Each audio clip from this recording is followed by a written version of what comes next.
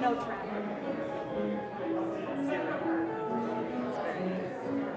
Our gifts, your Sunday morning blessings. There, yes, it's the only time. Unless I was driving like at night, but I hate night driving. Sometimes I sleep Saturday night.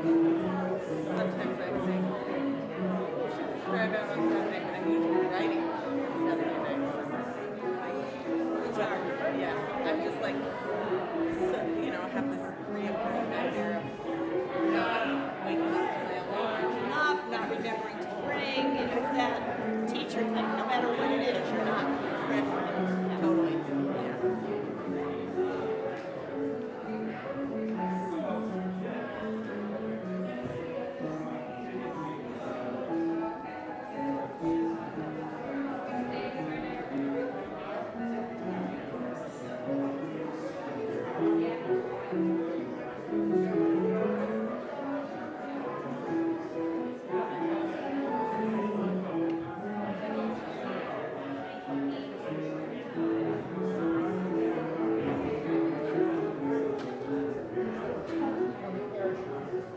Wow. Do you want to go like ring a bell?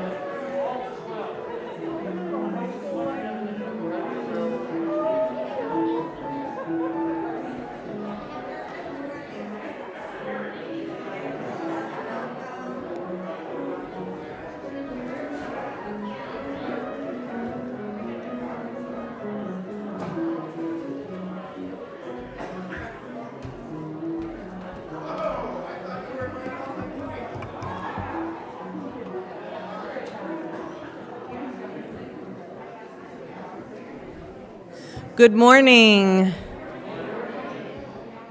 Let's try that again. Good morning. Welcome to First Parish Brewster. I'm aware we ran out of some orders of service when people were just coming in through this door. So if you need an order of service, will you just raise your hand if anybody needs one? Because there are lyrics in it. We have plenty of extras. Okay. Welcome to First Parish Brewster. We are a Unitarian Universalist welcoming congregation of people of diverse philosophies and beliefs, people of various cultures and races, sexual orientations, gender identities, abilities, and socioeconomic backgrounds. Whoever you are, wherever you are on your path, may this be a place of rest and restoration on your journey. I'm Reverend Jessica Clay, the minister of this congregation, happy to be welcoming you to the service today with our interim music director, Kaiza Fern, our Lifespan Religious Education Director, Twinks Hastings, and our worship associate, Deb Soko. Our services are recorded and available on our YouTube channel midweek. We do ask that all over the age of 4 mask while in our service. Please at this time silence your cell phones. We ask that all wear their name tags or fill out sticker name tags in an effort to be more welcoming. We also welcome the noises, movements, and mirth that little ones bring in our services. Our services are 60 to 75 minutes long. If you need to leave before then, you're welcome to use the doors at the rear of the sanctuary. For those of you who may be first-time visitors this morning, welcome. We're so glad you're here. Are there any visitors who would like to introduce themselves? We will bring a mic to you. Oh, I see a hand in the back.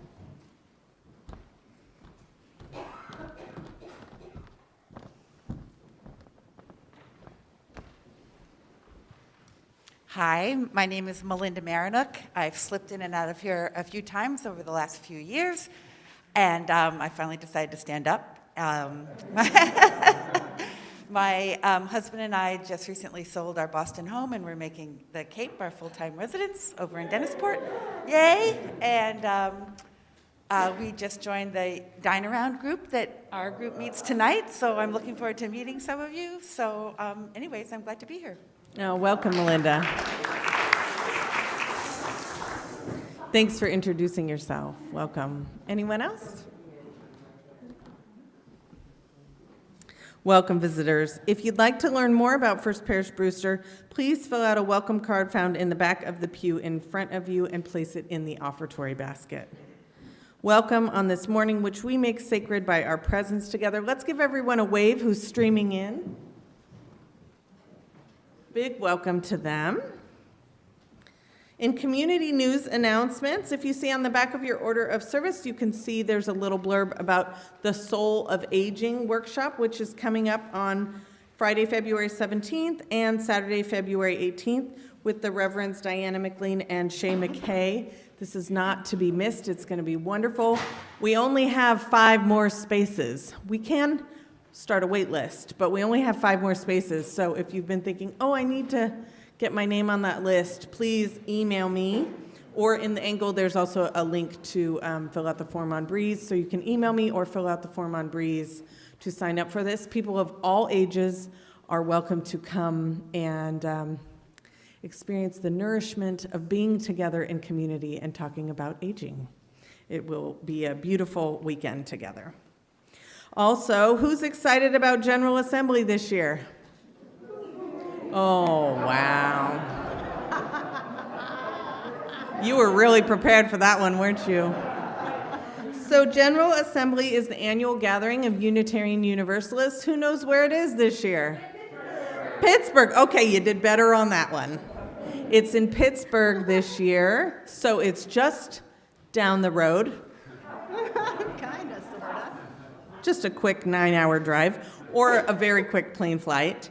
And rates go up for registration on March 1st. So if you have been thinking that you wanted to go to GA this year, please do register before March 1st. And if you are a first-timer for GA and have never been there before, the rates are $100. So this is the year to go if you have been thinking about it. So please do register before March 1st. Also, in your order of service, on the back of the page with the lyrics, you will see a save the date for our member, Raj Smith, who's speaking next Sunday afternoon from 12:30 to 2 about things I didn't teach in high school history class. This is not to be missed, so please do put this on your calendar and join us next Sunday afternoon for that.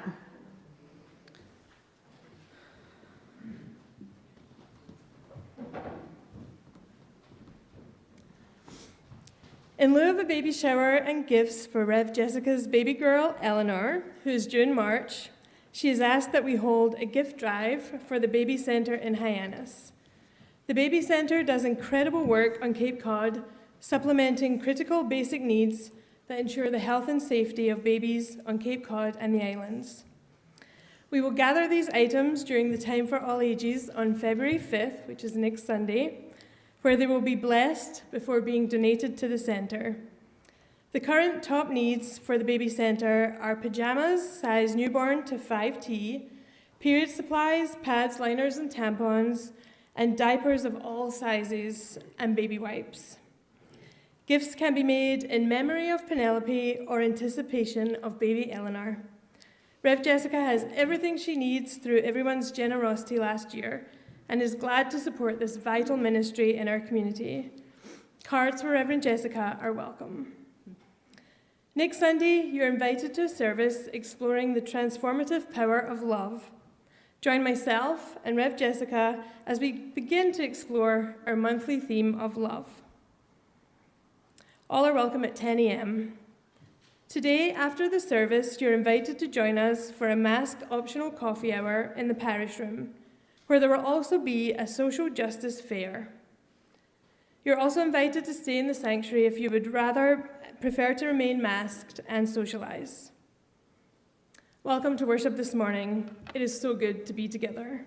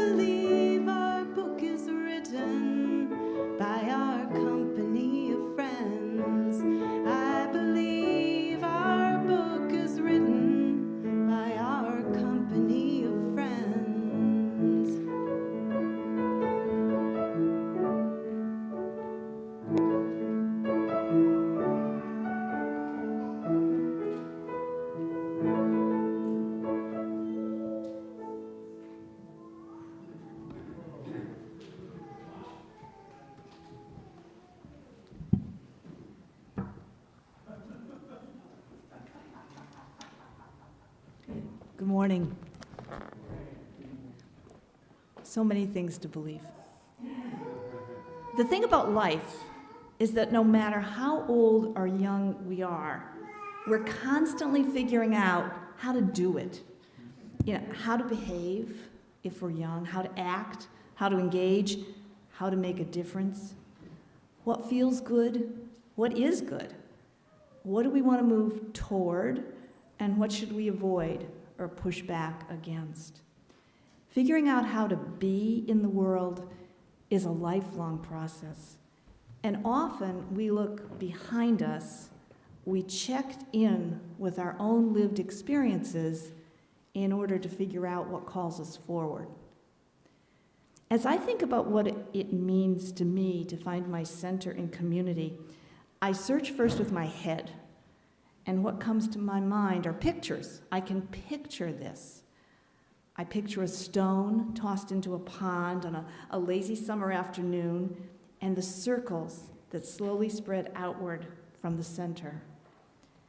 I see again the roiling sea of women and men wearing pointy-ear pink hats that spread across the DC Plaza as we emerged up from the train that morning to join the Women's March and protest in 2016. Children and teens I see, and adults, standing in a big circle up on the field last fall, tossing balls of yarn back and forth, making an intricate web, the interconnected web, as we started our CYM year. The moment at the end of Reverend Jessica's ordination, when she stood right here or sat right here, and one of the ministers and colleagues, one by one, the ministers and her colleagues and friends came forward and reached towards her, and we helped her to that moment. We stood laying on hands, and we were all around her as she started, as she began. And I see myself standing in the middle of the choir, softly singing Silent Night, as candle flames passed from candle to candle across this sanctuary once again. All of those are moments I can see myself in the middle of community. My life is filled with those moments, as are yours. We know what it looks like and what it feels like to be held. But I have one story I want to share with you, because as I was thinking about this one story, one moment in my life came back to me. I used to be, many, many years ago, I served as the director of religious education at a church in Worcester, UU Church in Worcester. I spent 12 years there working with families and children and the congregation, and we grew together and experienced moments when we recognized how essential we were all to each other. We learned that it was our very connectivity, it was that connection that gave us the strength and the opportunity to spread those concentric circles of compassion and service and justice making out into the world. One Sunday morning, we were all, the kids and the adults, we were all together in our hall. We were fortunate enough to have a kitchen, so we did a lot of cooking in those days. And we were preparing a meal for a local shelter. One group of kids was off in the kitchen, and they were boiling the macaroni and layering it in long aluminum pans and covering it with tomato sauce and cheese, while some other kids tore lettuce leaves and cut peppers and peeled cucumbers to make a salad. There were first and second graders who were smearing butter and garlic onto loaves of bread before tucking them into aluminum foil. And the littlest ones were patting pink and blue and multicolored dots onto sugar cookies, because children always make the most beautifully colored cookies when they make them. Teenagers were stirring chocolate pudding and pouring it into pie shells and putting whipped cream on top of it. And when everything was done, we decided we should weigh the food and see how much food we actually prepared, because why wouldn't you do that? And we realized that we had made 55 pounds of food together. 55 pounds of food that was going to this local shelter for children and women. Later, we sat together on the floor, and we had a stained glass window that the kids had actually been very much a part of having installed. And we always sat in front of that window, and we sat together in a chapel moment, and I lit the rainbow chalice that I had. And we had developed our own little ritual that when I lit the chalice, I would light one color at a time. And we got really quiet. And we talked about what it is like to be quiet together and to watch that flame come across the candles. And I asked them to close their eyes and to just imagine for a minute that they were reaching out their hands and that they could touch the hands of the people next to them. And we meditated for just a minute about what that web is like when you're connected to each other. But then the most amazing moment of that morning, and this is the part I remember inside, not just in my head, is we danced.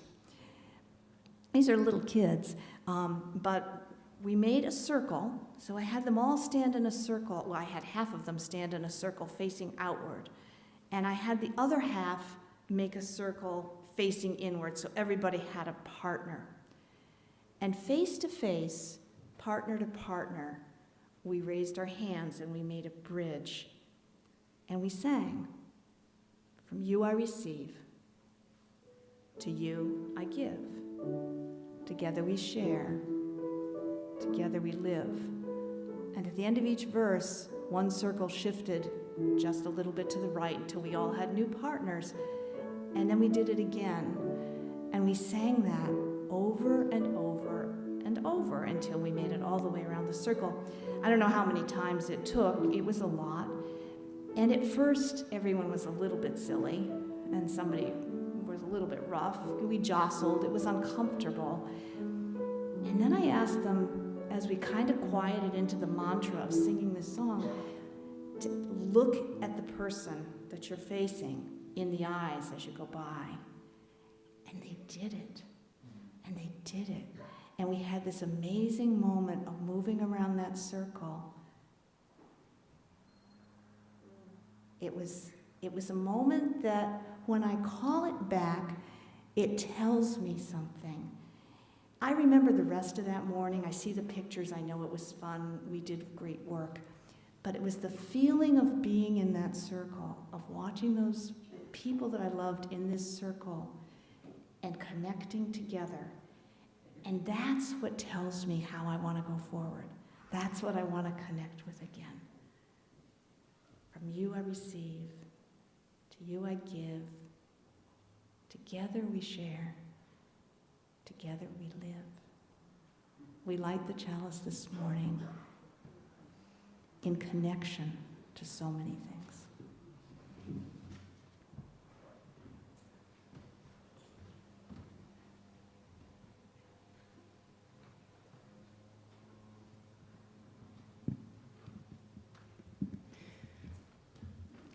Before I invite you to rise in body or spirit, I'm just going to go over a few lines that we're going to be singing, but you don't need to look at anything. And I also want to let you know that the amazing Liz Libby is going to be playing djembe today. And Liz's name isn't here, but that's who it is. So we're going to sing a few simple lines, and they go like this. All together, all as one, all together. And there's one more line, but I'll do that after. So let's try that together. Here we go. All together, all as one, all together. And then the last line goes, relentlessly we're dancing on, dancing in spirit. Relentlessly we're dancing on. So the whole thing goes, all together, all as one, all together, relentlessly we're dancing on. Let's just do the last line one more time. Relentlessly we're dancing on. And you can make a little doodle-doo, you can make a little turn with your voice for that. And for this, we are going to invite some either children or youth or adults or all of the above. We have a few instruments here that you can do to the beat. Right? So children, youth, all together like this. And I invite you to rise in body or spirit and join in.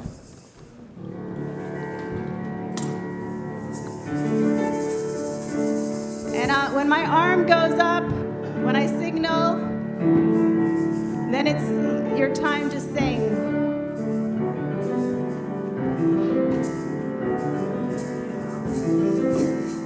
We are united now within these ancient wheels. We are united in the spirit of the music at our heels. On reflection we rebuild and we restore. We are as Mother Nature's children as we dance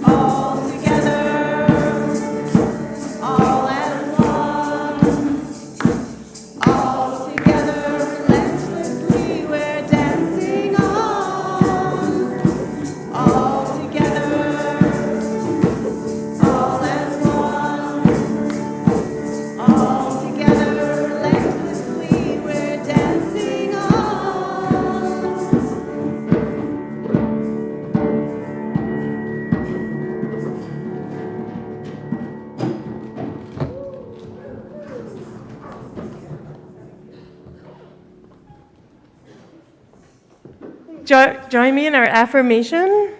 We believe in love. We believe in truth. We believe in helping others.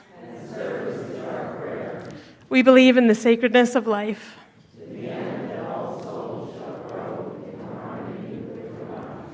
Thank you. You may be seated. And if our children and youth want to join us up front, you can bring your instruments back. Stick them right there.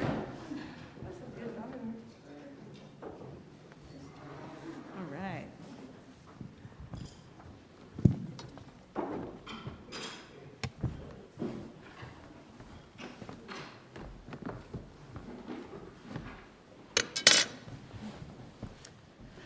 So this morning I have a story to tell you that involves a trickster. But before I do that, I've been all month trying to find a way to weave this little trick into a Time for All Ages, and I couldn't work it out, so I'm just going to share it with you all. Our theme this month is finding our center, finding the center. And did you know that you can find the center of anything really just by pushing your fingers together? So I'm going to show you this. Like if you just do this.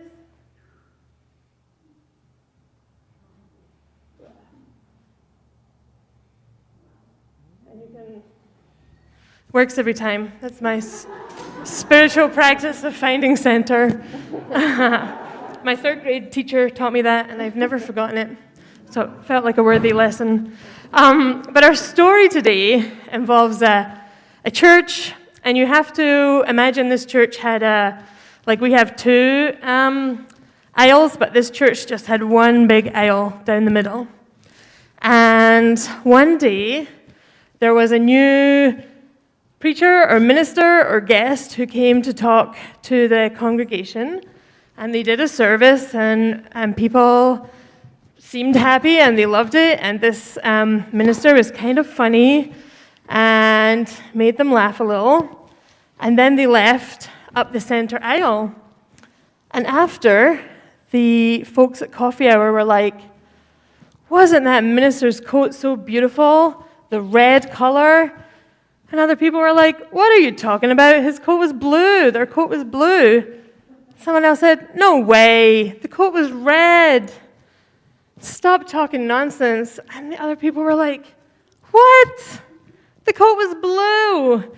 And before we knew it, coffee was getting thrown, people were arguing, there was a big fight, and the church divided into two sides.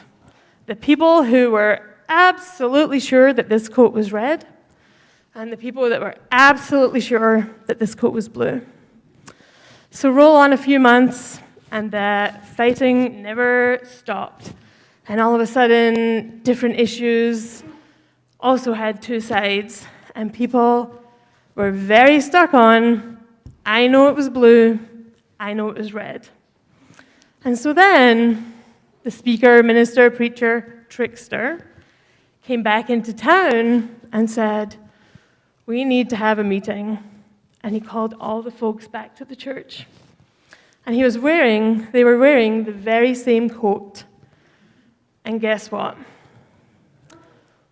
One side of the coat was red, and one side of the coat was blue. And the people said, you made us fight. Why did you do that? Why did you cause trouble in our community? And the trickster said, well, I didn't, but I have the answer. But we're going to need some young people to find the answer, and it's hidden in your church. On the left-hand side, under a pew cushion, on the 7th pew. So y'all better go find the answer to this dilemma. Anyone? Do you want to go look under the 7th pew? You want to go on this side? Oh, yeah. You can go too, Augie. You can go outside.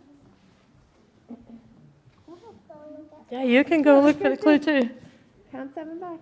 1, 2. There you go. 4, 5, 6, 7. All right. Is there an answer there? Maybe under the pew cushion where the trickster hid it? Oh, did we find it?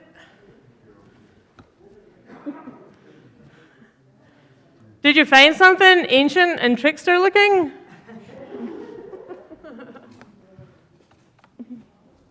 Wow. Hey, Levi, bring it back here so we can read it into the microphone. And this is the wise words that the trickster spoke to them. Do you want to read it? Yeah, okay. I did not make you fight.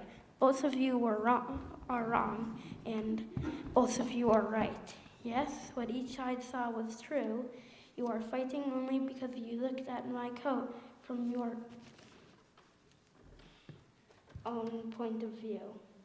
Yeah, they were fighting with each other because they only looked at the coat from their own point of view. Right? And when we get stuck looking at something from our own point of view, that can cause big trouble. And with that, we're going to sing our children out.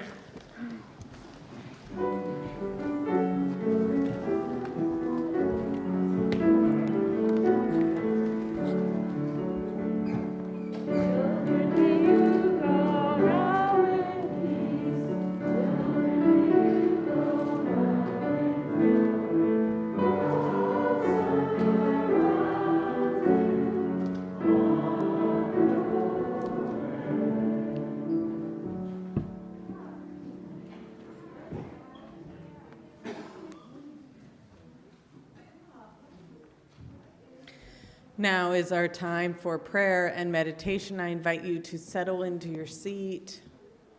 If you have something in your hands, to set it down. Cast your eyes down or close them.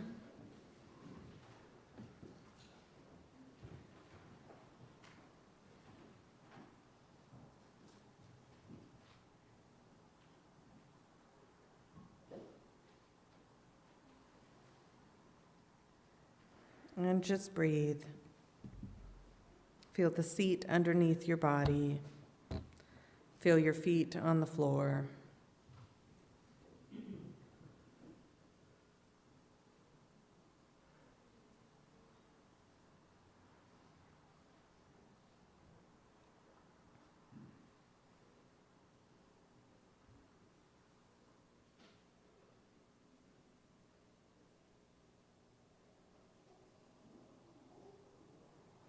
Our prayer this morning is adapted from Reverend Sarah Smalley.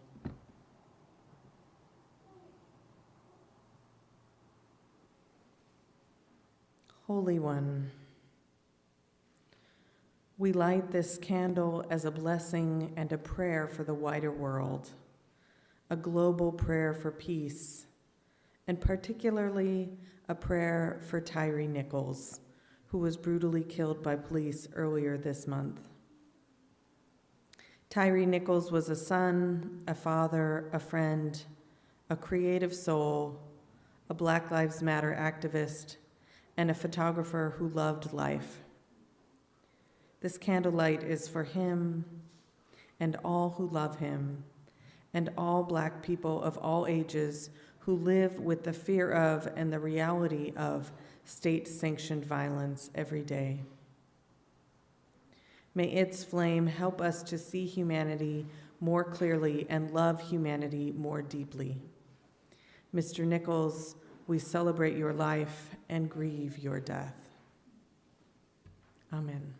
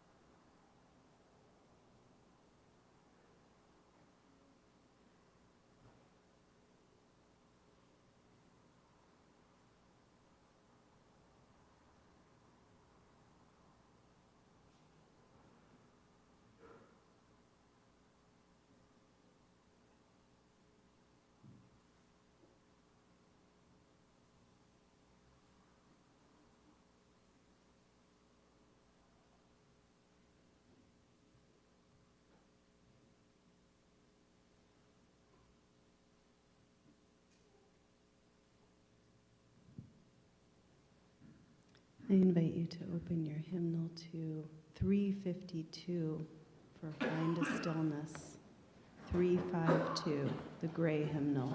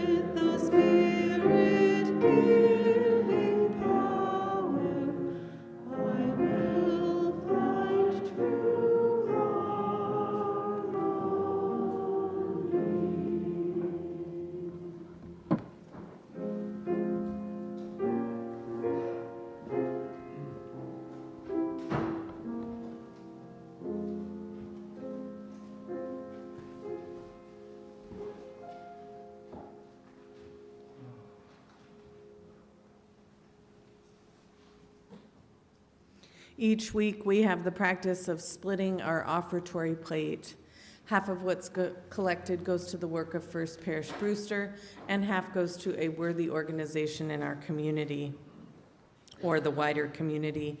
For today's example, today's offertory is split with the UUA's Living Tradition Fund.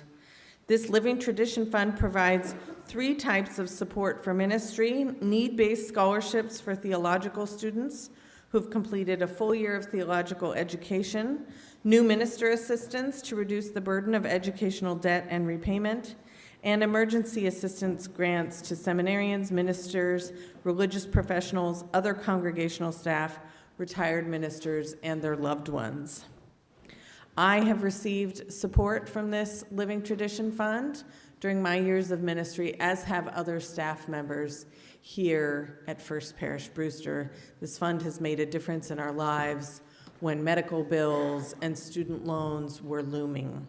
So today I ask you to give as generously as you are able so that other religious professionals are able to receive assistance when they are in crisis. There are a couple of ways you can give today. You can text to give, the number's in your order of service.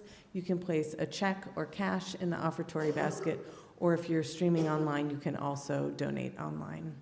However you choose to give, we thank you for your generosity. The offertory will now be gratefully received.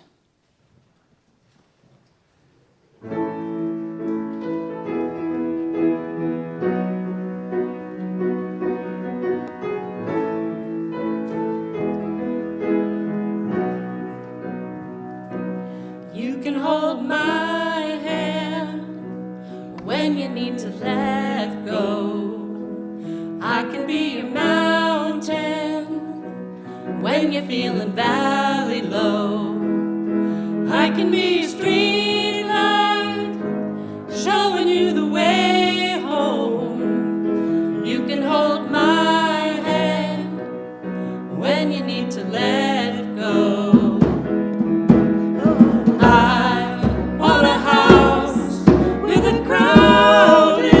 Table and a place by the fire for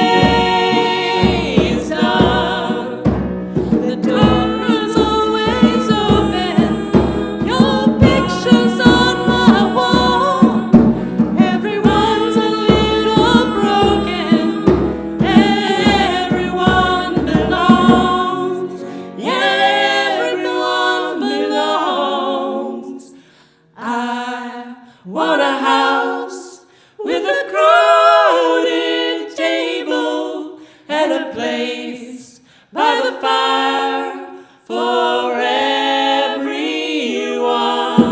Let us take on the world just as long as we're able, and bring us back together when the day is done.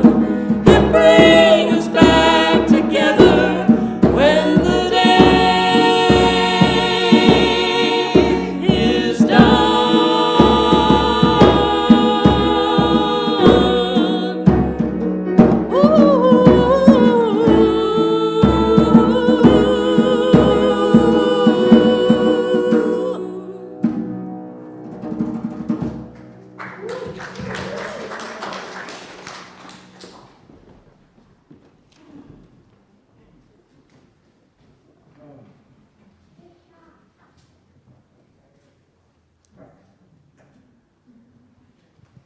That was so lovely. Thank you. Thank you all.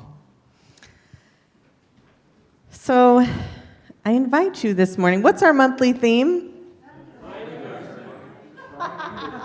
Finding our center. Centering, yeah, basically. And today we're talking about finding our center in community. So first, does everyone have a heart-shaped Post-it note? If you don't, an usher will bring you one. Just raise your hand. And do you have something to write with? We have pencils up here. The ushers can bring you pencils as well.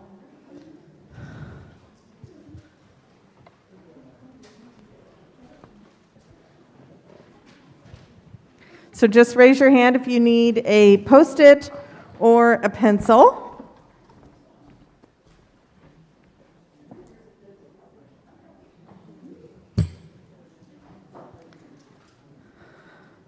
Do you need a Post-it or a pencil? Pencil, yeah.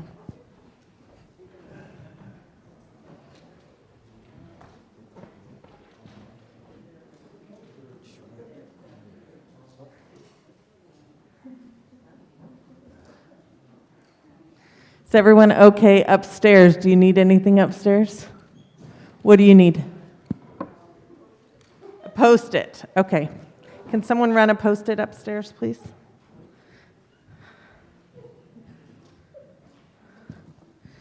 Anybody else need something to write with or a Post-it? Okay, great. So we are going to try and hold this as sacred ritual space. And what does that mean? Quiet! Yay! Because sometimes when we do rituals together, there's a moment where it gets a little awkward and we just want to make a joke to our neighbor. But I invite you to just settle in and hold the space for each other. And I invite you to think this morning, think about what helps you find your center in community. We heard many examples from Deb's call to worship. What helps you to hold your center, find your center in community? And when you have it, you can write it down on your Post-it note.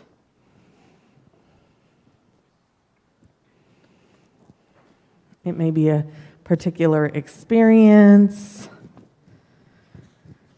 It may be a part of the community. It may be a physical place. What helps you to find and hold your center in community? And go ahead and write it down on your Post-it note.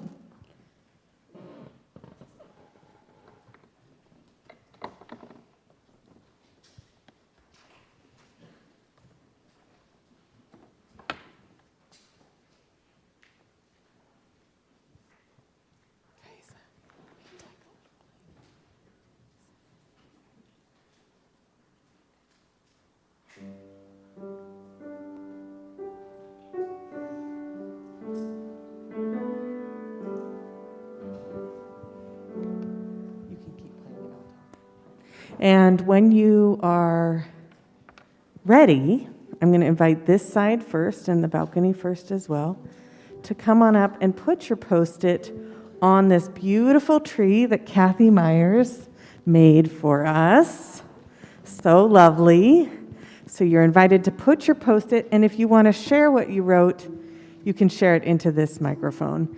If you'd rather just place it up, that's fine too. Either way is fine, but we'll invite this side, the right side. First, you're going to come up, place your Post-it, and then share if you'd like, and then return down this aisle to your seat. So this side can come on up now. And if there's anyone who doesn't want to come up, Deb will come to you at the end and get your Post-it.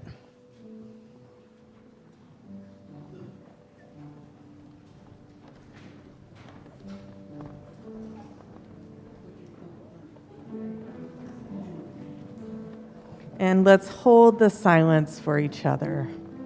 Making music together and eating together. Watching the sunset with 100 strangers on the beach. Service.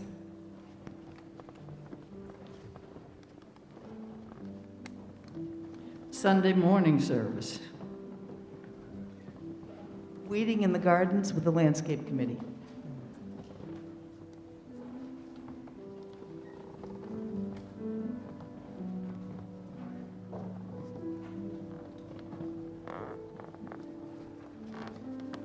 Playing tennis and biking with my friends and sharing a meal after.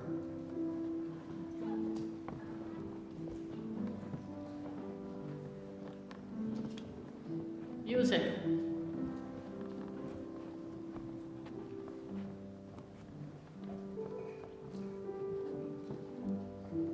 Loving one another.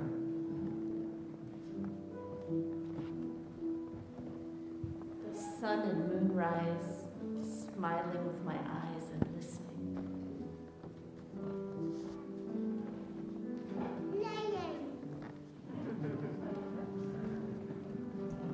Sharing a common experience that evokes similar feelings and trust. Sharing experiences with other new parents.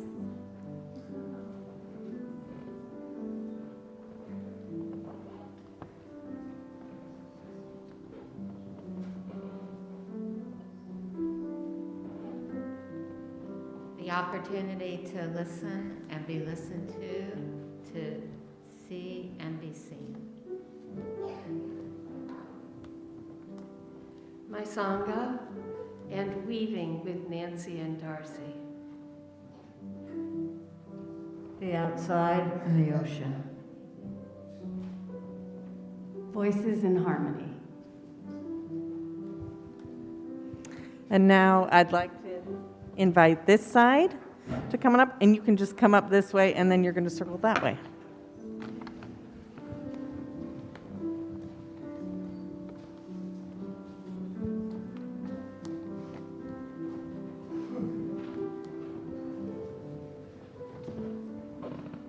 Singing with the choir. Being in motion, helping out. Providing help. Building homes with other people.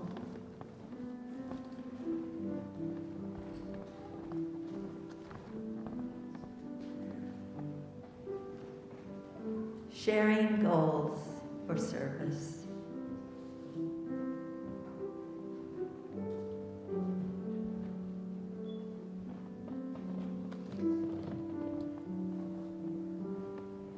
Imagining that there's a silver thread hanging from the top of my head to keep my whole spirit up, even in difficult times. Om.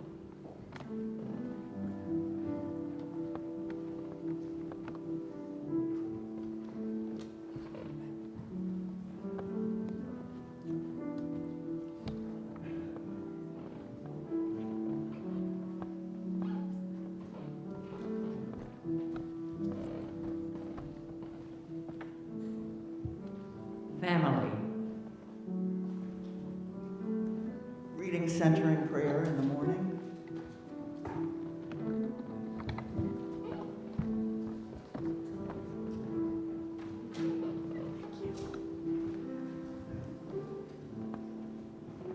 Being with friends, centering on loving kindness. This beautiful meeting house.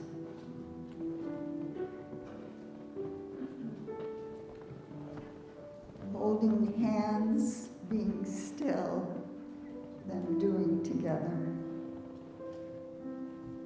Service with others.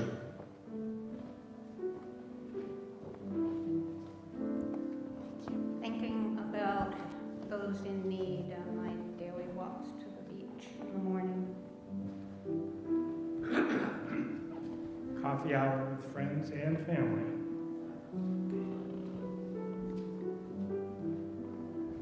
Showing up for each other. Sharing a meal with friends.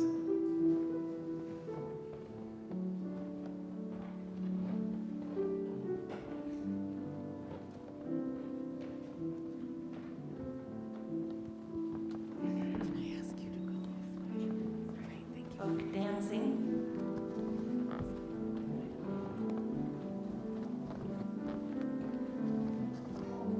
Loving atmosphere within these buildings.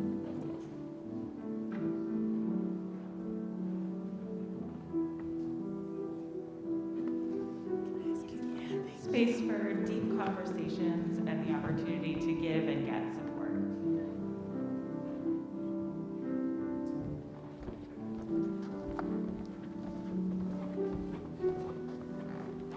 Walking the beach.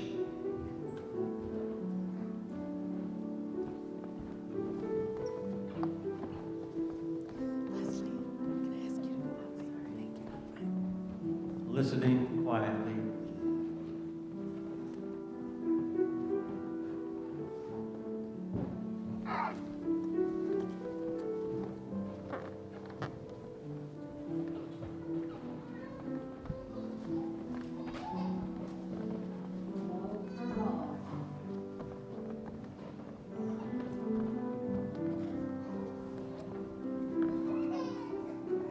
Helping and getting to know migrants and asylum seekers. Helping with outdoor projects.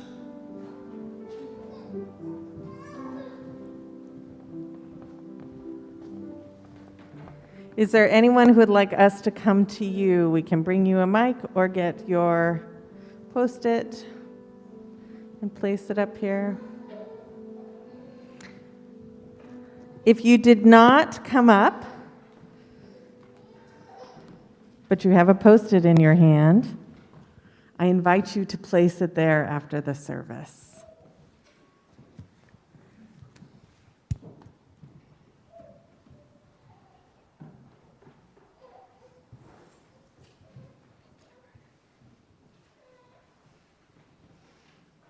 Thank you for sharing with us, with this community, what helps you to find your center in community.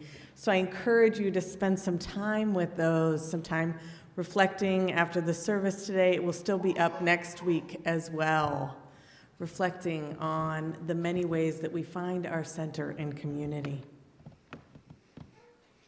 And many of the ways that were reflected this morning are about how people find their center here. And if you're new this morning and feel like you don't know what that means, we hope you will keep coming back to find out what that means. The first time I went to a Unitarian Universalist church, which was the main church in Baltimore, Maryland, many of you know this story, I had taken a quiz online that said I was 99% Unitarian Universalist. And I figured I should check this out since no other church seemed to fit me. And the first time I went in, I saw a pride flag in the corner. I saw symbols of the world religions, and I felt like I had come home. I felt like I had found my center. When I moved to Southern California a few months later, I just so happened to rent an apartment 2 blocks from the UU congregation there, and joined and became part of the young adult group, where I met one of my closest friends to this day. I joined committees, I started teaching religious education. I felt like these are my people. I have found my people. Maybe this resonates with some of you. My grandmother used to come to social gatherings I would have, and she always used to tell me afterwards that her favorite of my friends were my UU friends. Part of this is because being part of this community means we move from a place of love and welcoming towards each other, even though we're so different. We practice limiting our judgment. I say practice because it's a lifelong practice. And we practice what it means to love each other. Not that we all necessarily like each other. That's okay. But we covenant together, and from this covenant, the root of it is love. We can love each other without liking each other. We make promises about how we want to be together and the world we want to create. This is about treating each other with care. A friend of mine who grew up UU told me once that one of the things she valued the most about growing up UU was that it taught her to be so accepting of so many people. It made me reflect on my own inner judgments and how different I would have been if I had been raised UU, and how different I am now because I've been a Unitarian Universalist for 14 years. As part of my home congregation, I came out of the closet as queer, and I also became sober. This community helped to hold me when I was the one who, confession time, used to bring wine to committee meetings. I did it. It's true. And I love this phrase, home congregation. Many ministers use it to describe the congregation that held them, that nourished them, that place where they felt their call to ministry. And I hope for many of you this feels like your home congregation, even if you've been a part of other congregations in the past. I hope that this place feels like a place of centering, a place you can come to when the world has shown its worst, and find refuge in each other and refuge in something outside of yourselves that connects you all together, be it God or the divine or that thread that connects us all through our faith in humanity. This story was shared with me from my colleague, Reverend Karen Johnston. The author, Anne Lamott, tells of a time when her pastor was a little girl and she got lost in her town. She was running all around trying to find her way home, but couldn't recognize a single landmark. This was most definitely the time before smartphones. In the midst of being lost and trying to find her way home, she encountered someone who lived in her town who offered to drive her around to try to find her house. They drove around until she pointed at her church and said, "You can let me out now. This is my church, and I can always find my way home from here." Lamott reflects on this story and its meaning for her. She says, "This is why I've stayed so close to my church, because no matter how I'm feeling, no matter how bad I'm feeling, how lost or lonely or frightened, when I see the faces of people at my church and hear their tawny voices, I can always find my way home." And for those of you who call this place home, who are members of this congregation, this is why you come on Sunday mornings. This is why you pledge. This is why you give your time. Because this place is a center for you to go forth into the world. It's a place to reset for the week. A shared place of giving and receiving, a place where we make room at the table for each other, where we strive for crowded tables, gathering around the fire. And where we are always looking to make more room for each other. From the physical of scooting over in your pew, if you see people looking for seats at the beginning of the service, to the emotional when you meet someone and you hear they're going to have surgery this week and you offer to bring them some soup, or you send someone a card who you may not even know, but you saw in the angle that someone beloved to them passed away. Or to the new parent whose baby is crying and you say, "You're still welcome here."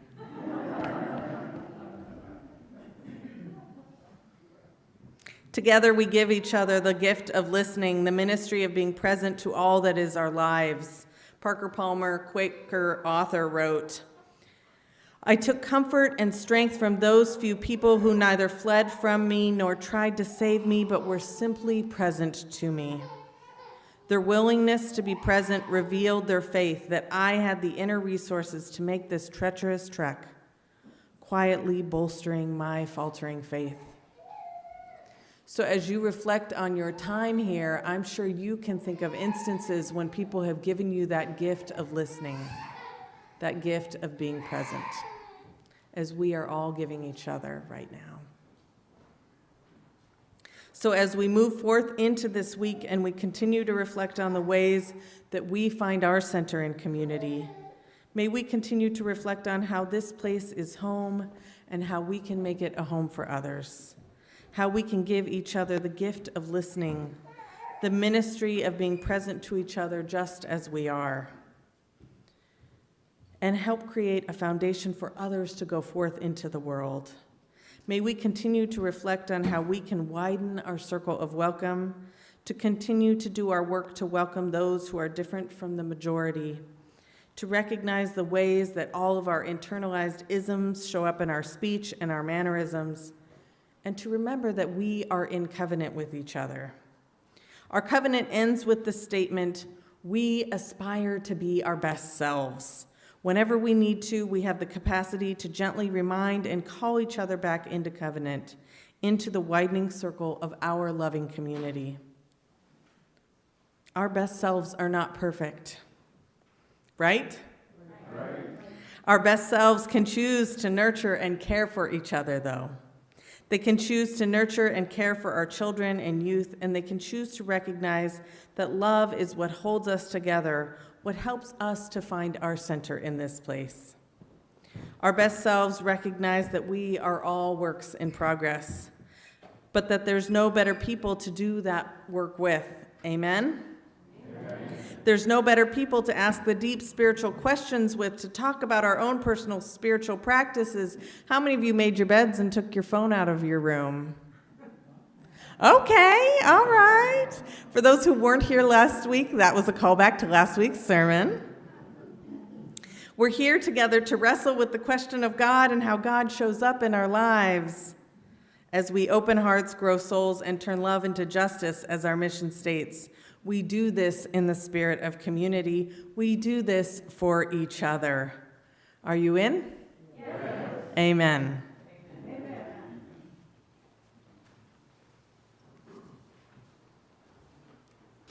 And now we're going to sing about making room at the table. Your lyrics are in the insert here.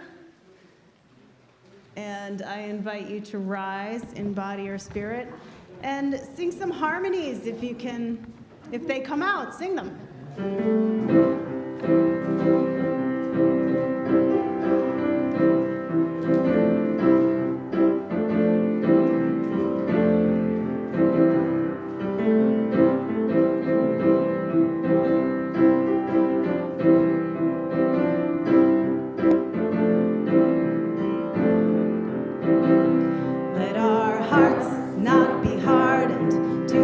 Living on the margin, there is room at the table.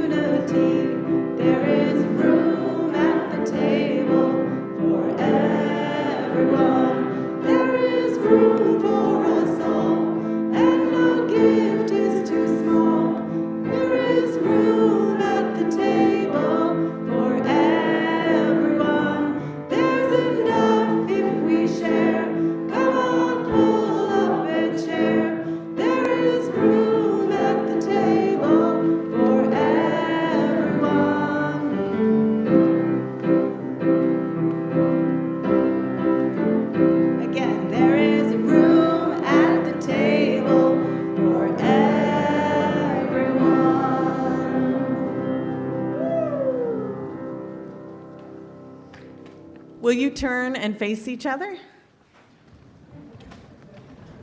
So that means everybody turning towards the middle. Yep. Turn so you can look at each other. Our benediction today is from Reverend Scott Taylor. Home is always waiting. When the weight of the world tips us over, when the winds of the world leave us spinning, when the voices of the world lead us astray, may we remember that here, home is always waiting, with stillness to calm us, friends to anchor us, and voices to help us find our way. Amen. Please turn and greet your neighbor and join us for the Social Justice Fair in the Parish Hall.